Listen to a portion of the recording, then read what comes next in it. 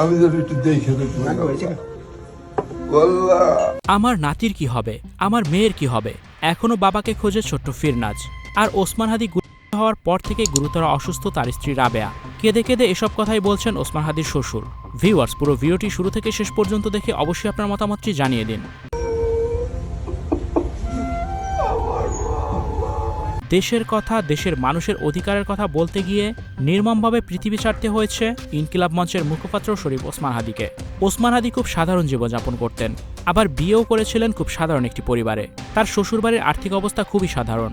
দুনিয়ার কোনো মোহ ওসমান হাদিকে কখনোই টানেনি। হাদির শ্বশুর এখনও কাঁদছে জামাইয়ের জন্য। তিনি বলেন, হাদির কথাবার্তা ব্যবহার দেখেই তার হাতে আমার মেয়েকে তুলে দিয়েছি। কোনোদিনও আমার মেয়ের সাথে সে খারাপ ব্যবহার করেনি, আমাদের সাথেও খারাপ ব্যবহার করেনি।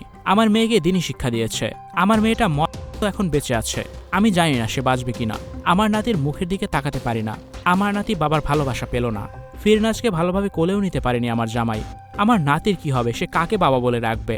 আমার নাতির জন্যই আমার কষ্ট লাগে বলেই তিনি অঝরে কাঁদতে থাকেন। বরিশাল বাবুগঞ্জ নির্বাচনী প্রচারণাকালে হাদির শ্বশুরবাড়িতে গিয়েছেন ব্যারিস্টার ফুয়াদ। সেখানে তাকে পেয়ে কান্নায় ভেঙে পড়েন হাদির শ্বশুর। হাদির হত্যার বিচার দাবি করেছেন তিনি। হাদির পুরো পরিবার যেন এখন লণ্ডভণ্ড হয়ে গেছে। জামাইয়ের জন্য যেমন কাছে শ্বশুর, তেমনই স্ত্রী সন্তান সবাই হাদির ভেঙে পড়েছে। ভিউয়ার্স, এই বিষয়টি নিয়ে আপনাদের কি মতামত জানিয়ে অবশ্যই কমেন্টস করে দিন। আর ভিডিওটি শেয়ার করার অনুরোধ রইল। ভিডিওটি দেখার জন্য অসংখ্য ধন্যবাদ। এমনই আরও ভিডিও পেতে যুক্ত থাকুন আমাদের সাথে। Icon Focus 24 TV, powered by 4D 4 dimension. আমাদের চ্যানেলটি সাবস্ক্রাইব করে আমাদের সাথে থাকুন।